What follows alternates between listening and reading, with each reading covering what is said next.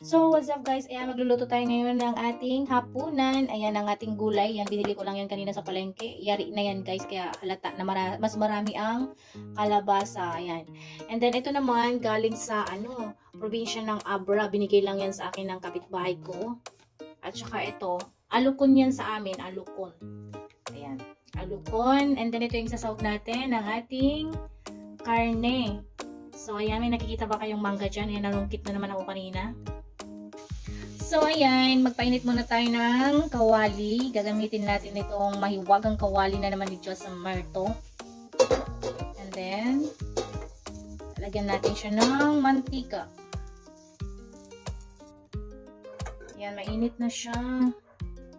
Lagyan natin siya ng mantika. Panggisa natin sa mga ricotta. Ayan, tama na kaya yan?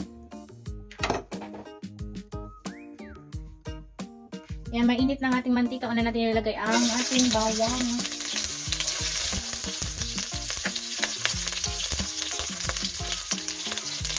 Yan, sunod natin ang ating sibuyas.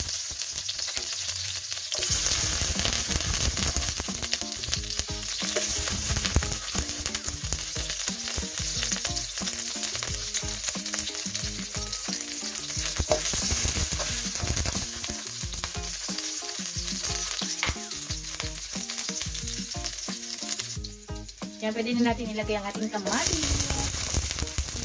Lagyan natin ng kamatis guys, panggisa sa karne.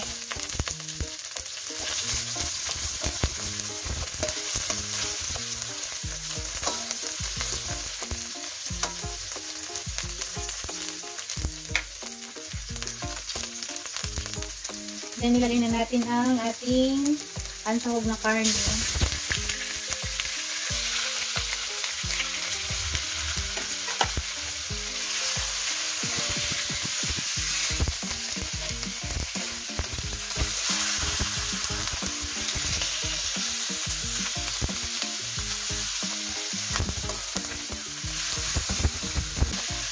Lagyan ko siya ng asin.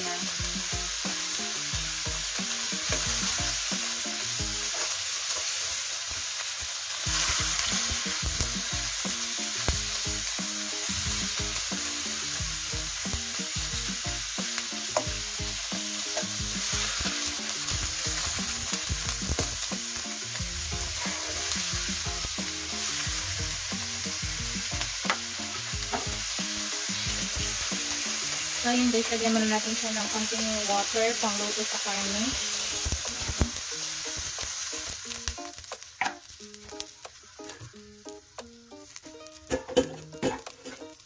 Takpan muna natin siya.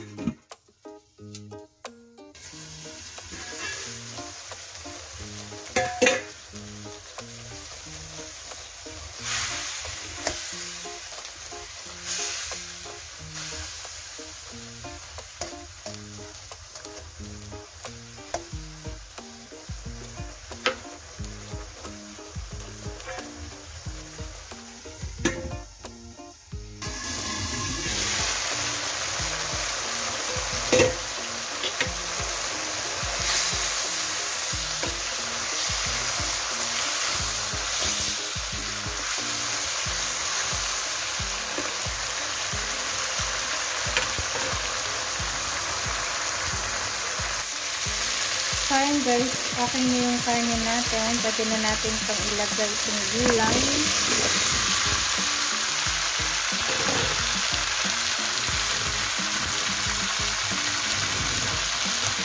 Then, lagay na rin natin itong malunggay.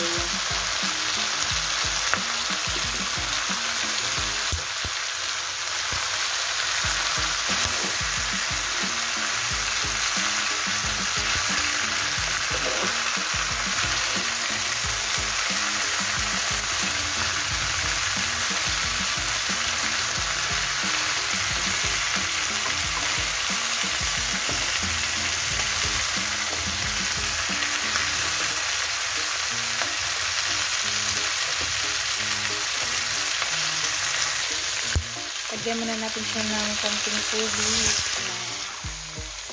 pangluto sa gulay natin. Then, takpan muna natin siya.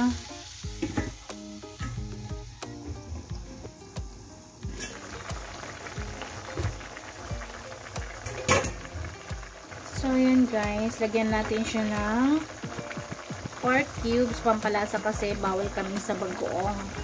So, yan na lang ilagay ko nga pampalasa niya. Ang ating pork cubes. Lapit na ito maluto bago natin ilagay yung yung alukon sa amin. Ayan, alukon din yan sa sa abra daw. Yung pinakita ko sa inyo kaninang gulay.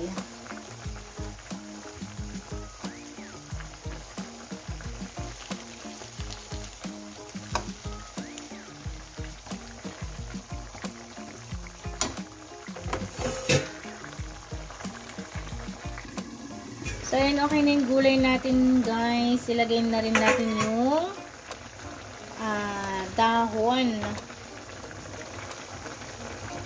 Tsaka yung bunga nito, guys. So, ayan yung alukon. Yan. Alukon sa amin yan.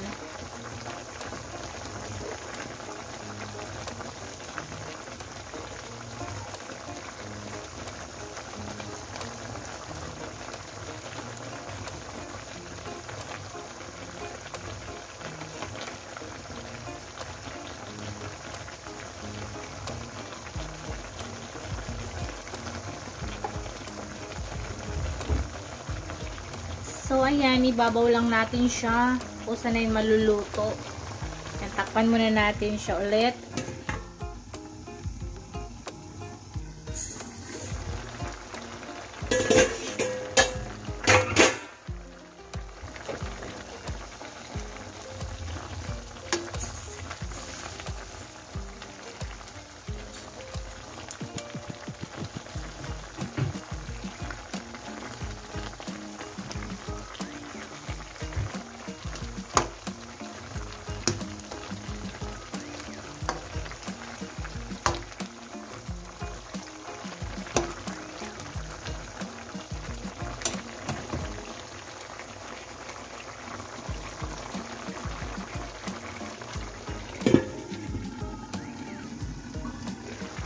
So, ayun guys, luto ng ating ulam. Yan, let's eat na.